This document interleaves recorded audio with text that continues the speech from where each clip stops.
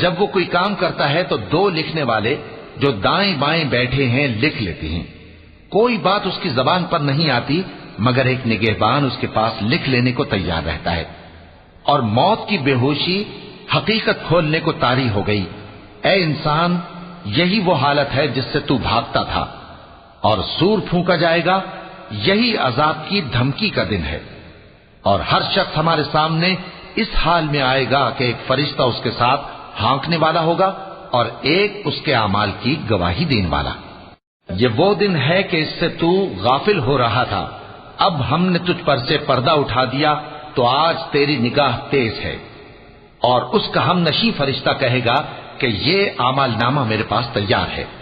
حکم ہوگا کہ ہر سرکش ناشکرے کو دوزخ میں ڈال دو، جو مال میں بخل کرنے والا، حد سے بڑھنے والا، شبہ نکالنے والا تھا.